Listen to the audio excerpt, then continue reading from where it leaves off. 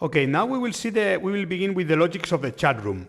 And before I start, I would like to mention something.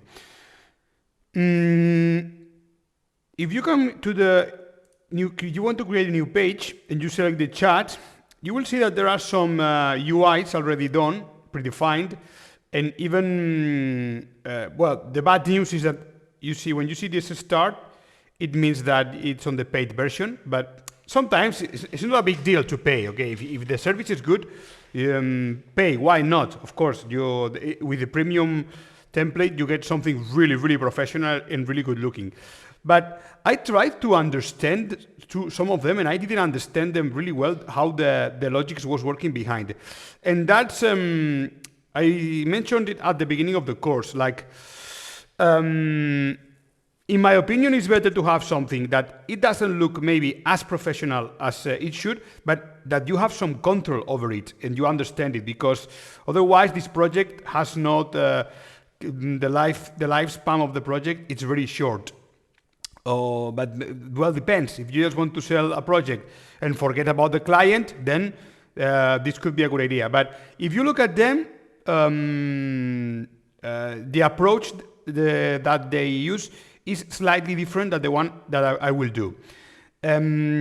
Which one is better? Well, I don't know. Like, we will do now a chat. As you can imagine, we're not discovering the wheel. Like, there are millions of different apps for chatting. So the approach that I'm going to do is just one approach. Is the approach that I found to be more convenient in my case, which does not mean that it's better or worse. Okay. So, but the advantage of doing it the way I will do it is that you guys will see how it is structured inside. Okay. If you use some of these templates, and nobody explains you how it is done inside, you might lose control, okay? But something that works and they pay for it, it's a good solution. Okay, once we've said this, we go back now to the logic. How we will approach the problem of developing a chat, the logics. Okay, the approach that we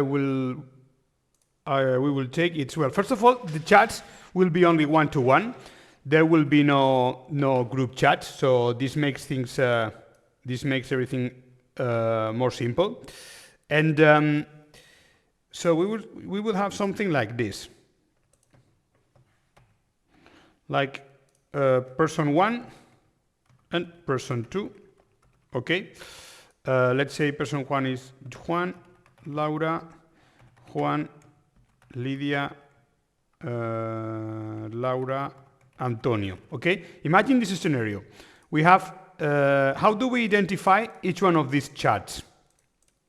Instead of using a random identifier, the way that we will identify them is generating our own and personalized unique ID.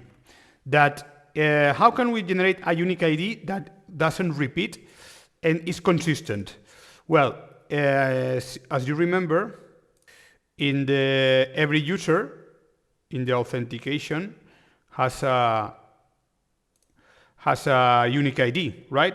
So, and these unique IDs never repeat. So we will generate each one chat ID, the conversation, the place where we will store all the messages belonging to a chat between two persons will be identified with the ID of Juan/Laura. Okay, and this one will be Juan Lydia and Laura Antonio, where the name is the ID. Okay, and in order to make this more robust, we will use a function that orders the two items. We have two items, Laura and Juan, and they will be ordered always in the same way. And how will we order these IDs? If you open ChatGPT, okay, get used to this tool, ChatGPT, chatopenai.com, and you write down here, how does tell me a function. I know it, but tell me a function. It's the function sort in JavaScript that orders several items.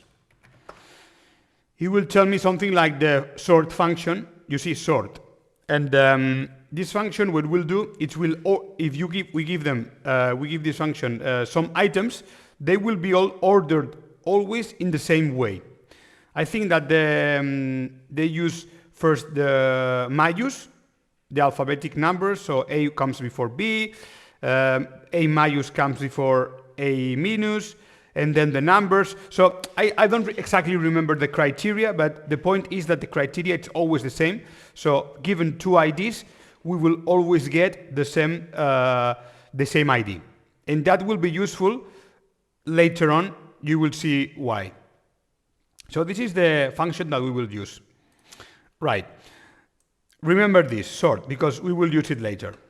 And remember that the logics we will use to create the identifiers of the chats. So what do we need now? We need a place.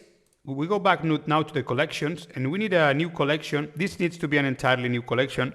I was thinking about storing the chats, all the messages belonging to a chat, inside the subcollection of users. But that was not a good solution, because I would need a subcollection of chat for each for two of the users. So the data would be redundant, and it's not the right way. So we will create a new collection called chats. We create a collection, and this collection will have the following properties. First of all, IDs concatenated, because we will concatenate the IDs, and this is going to be a string. Secondly, time, and here is where we will define the time of the last message received. And look at this one of the properties called date time. So we select this property. Then we will message, or last message, that will be the last message received of type string. I might not use all these properties, but I will define them beforehand just in case, because sender ID, this would be the sender ID of the last message, the receiver ID of the last message, okay, another string. This, as you can imagine, this is to show like the some notification or something like that, in case that we wanted to do it in the future. Array of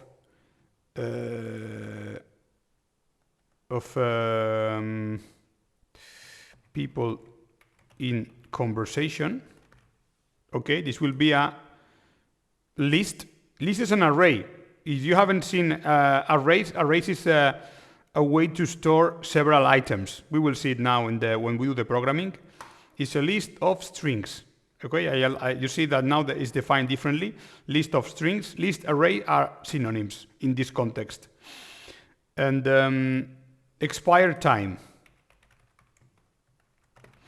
Okay, this is a field that might not be used, but I will leave it here, because imagine that your chat becomes really successful, and you would need a way to clean up the data that is on your database. Otherwise, the project, you might end up paying more than necessary. So, for example, if two people haven't spoken in a certain amount in 5 months, it would be useful to have some sort of field to identify it, and then do some backend logic to delete the messages, to delete this whole chat. Because if two persons have not spoken in 6 months, then we can delete the conversation and forget about it. But so I leave it just in case.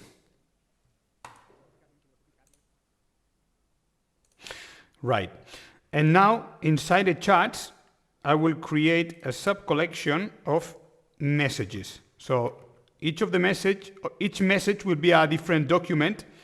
is a sub-collection of the collection chats. I create this, and this one will have text, which will be the proper text of the message of type string, obviously, and a time of when was sent, time of date time, and the sender ID, so that we identify who sent the ID.